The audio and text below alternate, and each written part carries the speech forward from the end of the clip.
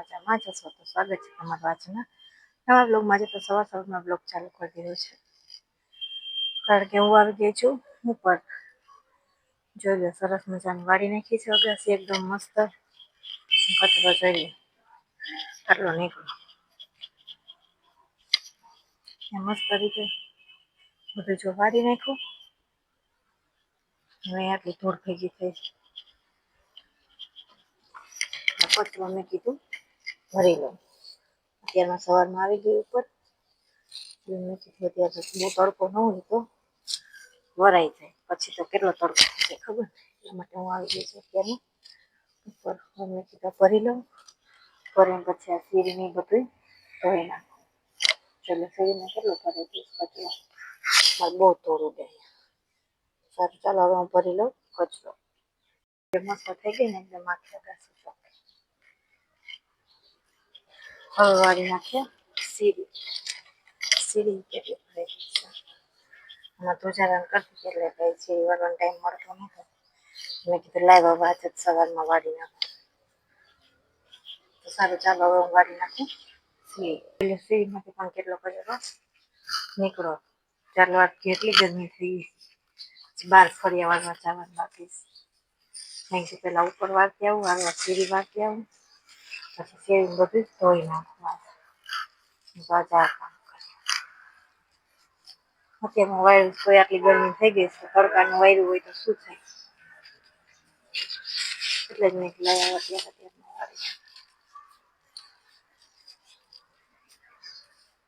જોઈ લો કચરો ઉપરથી એટલો કાઢ્યો સીડીમાં. સારું ચાલો સીડી વાળીને ભરી લઉં પછી જવું છે બહાર વાળવા. પછી ઉપર અગાસી વાળી લીધી સીડી વાળી લીધી. અમે કીધું અત્યારમાં તડકો નથી તો બારે વાળી લઉં એટલે બારે પણ કેટલો કચરો છે ને. મેં કીધું લાવ હવે અત્યારમાં બહાર પણ વાળી જ નાખું. તો અત્યારમાં તડકો નથી તો બહાર વાળીને કચરો ભરાઈ જાય. તો વાગી ગયા છે 6:45 ને આપણે પાછો બ્લોગ ચાલુ કરી દીધો છે. હવે તો જો ઉનાળાનો ટાઈમ છે તો હજી કેટલો તડકો. જેમ આપણે અત્યારે નાઈ એમ વધારે ગરમી થાય. હજી જો હું નાઈ નીકળી તો એટલી ગરમી થાય. એમ થાય કે નાઈ લઈએ તો થોડુંક મજા પણ નાઈ એમ આપણને વધારે ગરમી થાય. તો વાગી ગયા 6:45 અને હજી જો બહાર કેટલો તડકો છે જોઈ લો. હું તો પછી કઈ બહાર નીકળું ને આખો દિવસ અંદર ને અંદર હોય. બહુ પવન બહુ હોય તો ધૂળ ને બધું બહુ ઉડે છે. અને બધાને ખબર જ છે કે હજી મેં હમણાં ધોચારા કર્યા તો પડદા ને બધું હું આડું જ રાખું રૂમ ને બધું કારણ કે પછી બધું ભરાઈ જાય છે. પવન જ એવો હોય આમ વિતોળા જેવા ચડતા હોય તો કે ધૂળ જ ઉડે ન પછી આ દરવાજો બંધ જ રાખતી હોય હું. અત્યારે પાણીનો ટાઈમ થાય એટલે ખોલવું. તો સારું ચાલો હવે જો આપણે વાસણ ભગવાના એક બાકી છે.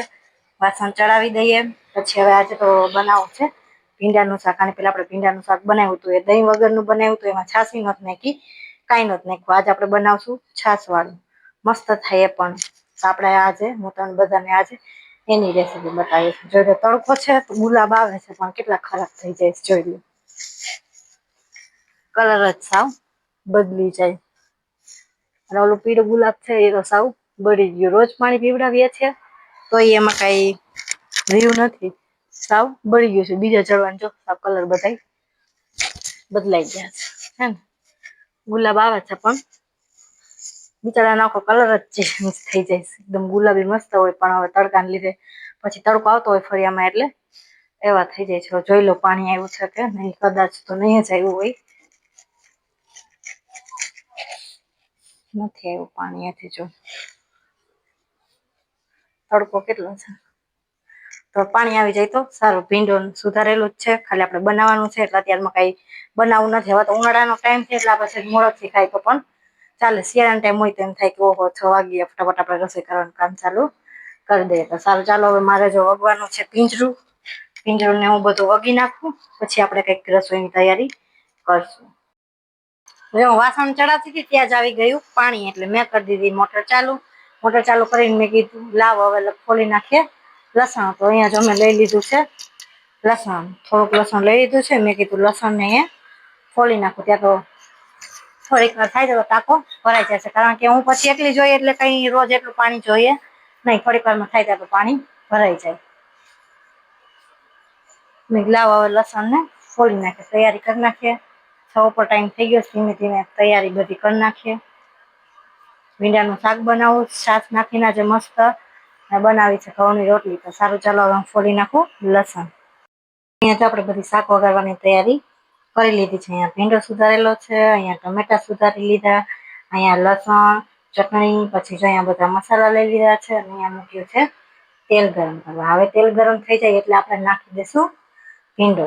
સરસ રીતે લારું બાળી, ઘણા કેવું કરતા હોય, પેલા લારું બાળી લઈ ને પછી ભીંડો કાઢી લઈ, પછી રાઈ જીરું નાખીને એવો વઘાર કરતા હોય. હું તો કઈ એવો વઘાર કરતી નથી. તેલ ગરમ થાય સીધો આપણે નાખી દેવાનો છે ભીંડો. ભીંડાને એમાં લારું બાળી પછી આપણે ઓલી રીતે જેમ બનાવ્યું હતું એનાથી થોડુંક અલગ બનાવશું. તો હવે જો તેલ ગરમ થઈ જાય પછી હવે આપણે નાખી દઈએ ભીંડો. હું જો ટમેટો અહીંયા લઈ લીધું છે. પછી નાખવાની છે હજી છાશ. હવે આપણે નાખી દઈએ ભીંડો.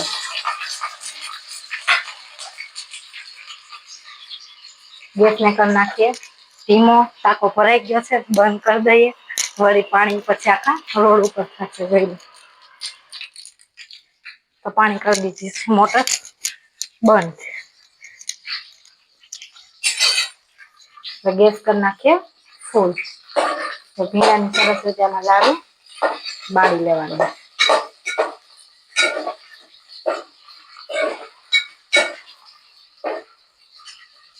આપણે પેલા ભીંડાની લારું બાળી લઈએ, પછી નાખી દઈશું ટમેટા. પડે છે ભીંડાની લારું, અને પછી અમે લઈ લીધો છે એક વાટકો છાશ ખાટી. તો સરસ રીતે ભીંડાની લારું બળી ગઈ છે. હવે આપણે નાખી દઈશું ટમેટા. ટમેટા સાવ ગળી જાય. તો મેં થોડીક છાલ ઉતારી નાખી. દેશી ટમેટા હોય એની છાલ બહુ ઓલી હોય છે, એટલે એકદમ ગળતા નથી. તો મેં થોડીક ઉતારી નાખી હતી છાલ. હવે આપણે આને ખાવા દઈશું થોડી વાર.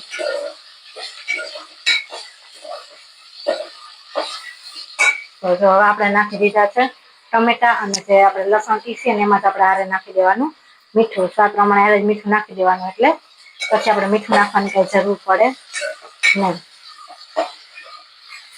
હવે ટમેટા સરસ રીતે થઈ જાય પછી આપણે નાખી દઈએ ધાણા જીરું અને હળદર. નાખી દઈએ લસણ અને ચટણી. સરસ રીતે પેલા આપણે લાને ખાવા દઈએ. તમે છાલ ઉતાર નાખી તો ફટાફટ ટમેટા ઓલા થઈ ગયા.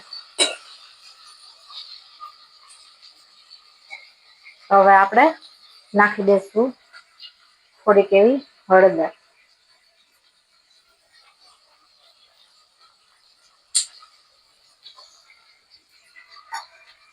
થોડુંક એવું નાખી દઈશું ધાણા જીરું.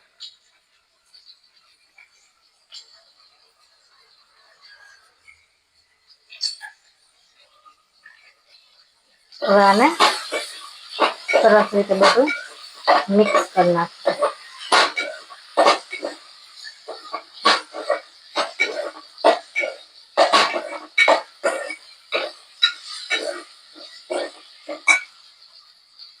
લસણ પીસેલું છે, એમાં આપણે ચટણી નાખી છે.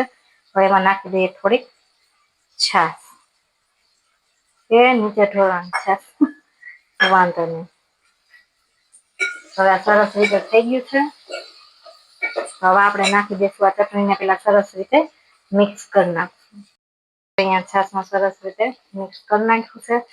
ગેસને થોડી વાર કરી દઈએ ધીમો, અને આપણે આમાં નાખી દઈએ ચટણી અને થોડીક હારે છાશ. હવે આમાં સરસ રીતે બધું મિક્સ કરી લેવાનું.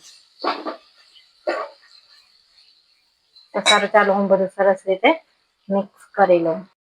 આપણે ઉપર તેલ આવી જાય ત્યાં સુધી પાકવા દેવાનું. પેલા સરસ રીતે ચટણી બધું નાખીને એકદમ સરસ રીતે મિક્સ કરી લેવાનું.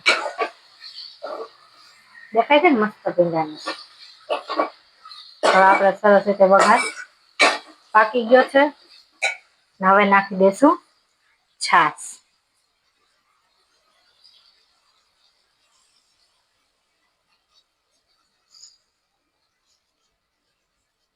છાશ આપણે નાખી દીધી છે.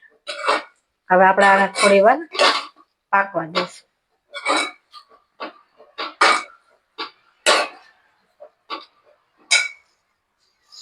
થોડીક વાર ભલે પાકને આપણે કરી દઈએ બંધ. આ બધું કઈ વસ્તુ આપણે જોતી નથી તો પેક કરીને ઉપર રાખી દઈએ. પછી ખોટી કઈ વસ્તુ જોતી હોય નહીં, નાડી રાખે. તેલ ભરે પડ્યું જ આપણે તરવી છે વેફર. શાક બની જાય મેં કીધું પછી બાંધી નાખું લોટ બાંધીને પછી વેફર કરી નાખું. પેલા ટાંકો ભરાઈ ગયો છે તો બધા છોડને પાણી પીવડાવું. મેં કીધું પીવડાવી દઉં. શાક બની જાય મેં કીધું પછી ડોલ ભરીને વારવાર ઉપર બધે પીવડાવી દઉં. હજી ઉપર જવું છે ઓલું કુંડું ભરવા. મેં કીધું પેલા ઉપર ટાંકો ભરાઈ જાય ને ત્યાં સુધી શાક બનાવી લઉં. હવે આપણે સરસ રીતે શાક પાકે છે.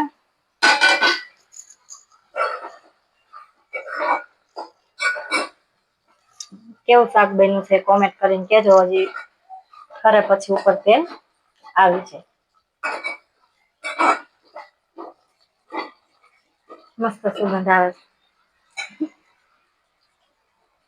તો સારું ચાલો હવે શાક બની જાય પછી હું તમને બધાને બતાવીશ. તો જોઈ લો આપણું સરસ મજાનું ભીંડાનું શાક બનીને થઈ ગયું છે તૈયાર. ને હવે આપણે નાખી દઈએ ઉપરથી ધાણા ભાત. ધાણા પછી તો આપણે નાખી જ પડે. પણ ઘણા ન નાખતા હોય ભીંડાના શાકમાં. અમે તો બધા શાકમાં નાખીએ. આપણે જો સરસ ઉપરથી નાખી દીધી છે ધાણા ભાત.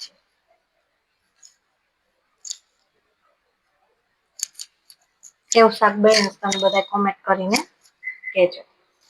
હવે આપણે શાકને ઢાંકી દઈએ. તો જોઈ લો આપણું ભીંડાનું શાક સરસ મજાનું બની થઈ ગયું છે તૈયાર. હવે બાંધી નાખું લોટ બાંધીને પછી તળી નાખું વેફર કરીને પછી બનાવી નાખીશ રોટલી બનાવીને પછી બેસી જશું જમવા. તમને બધાને ભીંડાનું શાક ખાવું હોય તો આવી જાજો તમે પણ બધા જમવા. તો આમાં જો શાક પણ બનીને થઈ ગયું છે તૈયાર. આમાં રોટલી બનાવી લીધી. અહીંયા મૂક્યું છે તેલ ગરમ કરવા. તેલ હજી કઈ ગરમ થયું નથી ને અહીંયા કાઢી લીધી છે થોડી વેફર. તેલ ગરમ થાય એટલે મેં વેફર કરીને પછી બહાર નીકળીએ. ગરમી થાય બહુ. અત્યારે ઉનાળામાં થાય જ ગરમી. બધા રસોડામાં કેવી ગરમી થાય છે. કોમેન્ટ કરીને કેજો. આ વેફર કોને ભાવે પણ કોમેન્ટ કરીને કેજો. હજી કઈ તેલ થયું નથી. મેં કીધું લાવ તેલ થઈ ગયું હોય તો તળીને ફટાફટ બહાર વહી જાવ. હજી જઈ આવી ગયા પણ આવીને ગયા છે દૂધ લેવા. નાઈને કે હાલું પેલા દૂધ લેતો આવું પછી કે ગરમ થઈ જાય. તમે દૂધ ને બધું લેતા આવો તો મારે રોટલી કરી નાખું વેફર કરી નાખું. પછી આપણે તમે બધા આવે તો બેસી જઈએ જમવા. અને મારી ભીંડાની રેસીપી તમને બધાને કેવી લાગી કોમેન્ટ કરીને કેજો. અને ચાલો જો તેલ ગરમ થઈ જાય એટલે હું તળી નાખું વેફર. જોઈ બીજી નાખીને હજી પણ થયું નથી. સારું ચાલો વેફર તળીને પછી અમે બધા બેસી જશું જમવા. અને અમારા વિડીયો સારા લાગતા હોય તો લાઈક શેર અને સબસ્ક્રાઈબ કરવાનું ભૂલતા નહીં.